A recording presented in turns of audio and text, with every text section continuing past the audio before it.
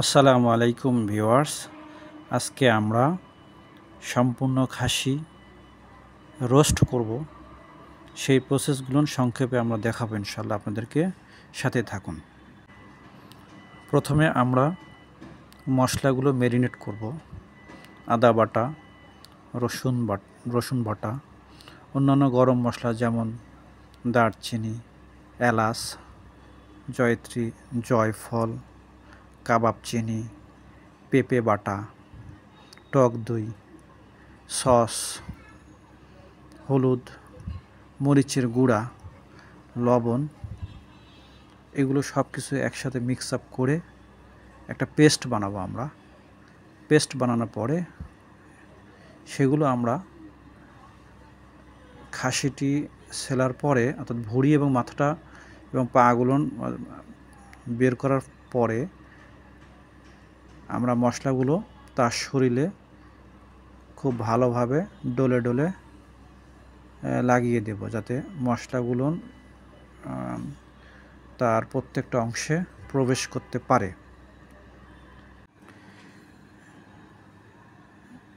আপনারা দেখতেছেন যে আমরা খাসিটার চারোদিকে কিভাবে মশলা পেস্টগুলো লাগিয়ে দিতেছি। এগুলো আসলে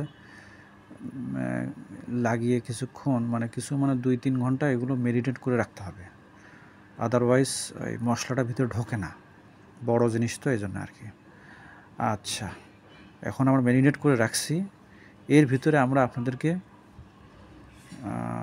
একটু অন্য জায়গায় ঘুরিয়ে নিয়ে আসি, কারণ আমাদের এটা গ্রামে এই প্রোগ্রামটা করার সময়, খাসির এই আয়োজনটা করার আগে 3 দিন আগে আমরা কুয়াকাটা থেকে ঘুরে এসেছি।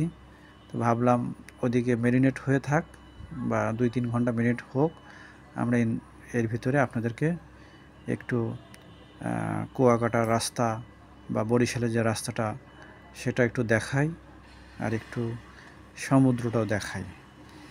আমি আসলে উত্তরবঙ্গের লোক, রংপুরে আমার বাসা। তো আমি কোনোদিন ওই কুয়াকাটা বা বরিশালে আমার যাওয়া হয়নি। তো অনেক দিন ধরে ইচ্ছা ছিল। তো এইবারকে আমরা বের হইলাম। তাছাড়া পদ্মা সেতুটাও আমাদের বা আমার পরিবারের কারোই আমরা এখনও দেখতে পারি নাই। এই বিধায় পদ্মা সেতু প্লাস কুয়াকাটা বিচ, এই দুইটাকে কেন্দ্র করে আমরা বের হয়েছি। একদিন তো মোটামুটি জার্নিতে চলে গেল। ওখানে আমরা 1 রাত ছিলাম কুয়াকাটায় আর কি। তো 1 রাত ছিলাম। 1 রাত থাকার পরের দিন আবার কুয়াকাটা থেকে আমরা ডাইরেক্ট রংপুর চলে যাই। অনেক বড় একটা সফর ছিল আমাদের আর কি বলতে গেলে। অর্থাৎ কুয়াকাটা হয়ে, বরিশাল হয়ে, রাজবাড়ী, ফরিদপুর, ঈশ্বরদী, পাবনা, নাটোর, বগুড়া হয়ে রংপুর, প্রায় 450-500 কিলোমিটার রাস্তা আর কি আমরা যাওয়ার সময়, অর্থাৎ ব্যাক করার সময় পেয়েছি। আর কুয়াকাটা যাওয়ার সময় আমরা ঢাকা থেকেই রওনা দিই আর কি। অর্থাৎ ঢাকা থেকে কুয়াকাটা, ওখানে এক রাত স্পেন্ড করি। তারপরে আমরা ওখান থেকে আবার রংপুরে চলে যাই। তো রংপুরে অনেক দিন পরে গেলাম, তো আর কাজিনরা, ছোট ভাই বা কাছে ক্লোজ রিলেটিভ, আর তারা একটা ছিল, তাদেরকে একটা খানা খাওয়ানোর একটা প্রোগ্রাম ছিল।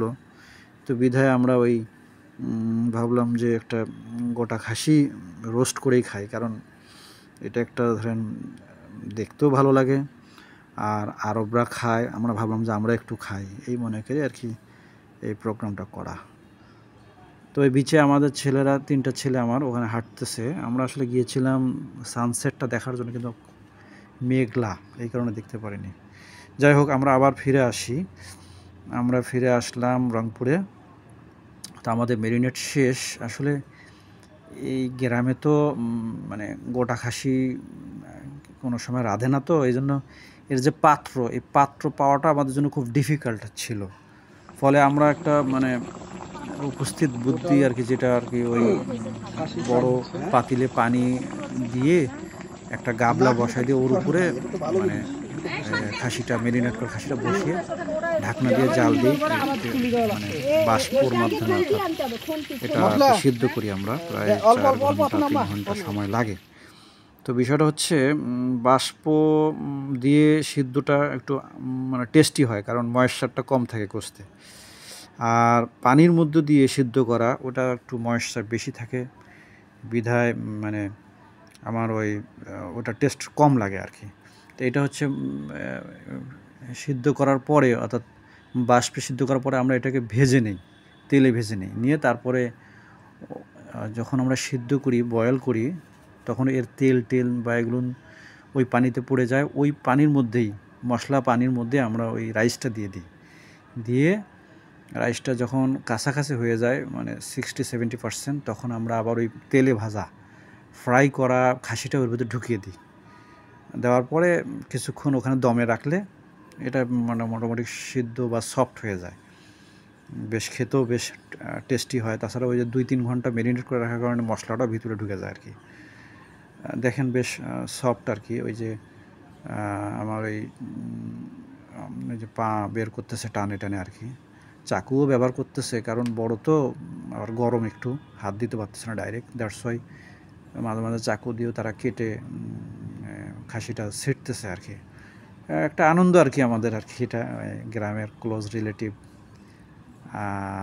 আছে, কাজিন আছে, চাচা চাচি, তারপরে দূরবর্তী কিছু আত্মীয় স্বজন প্রতিবেশী, তারাও মানে এখানে শরিক হয়েছিল আর কি। একসাথেই ওই দিন আমরা রাতে এটা ভোজন করেছি।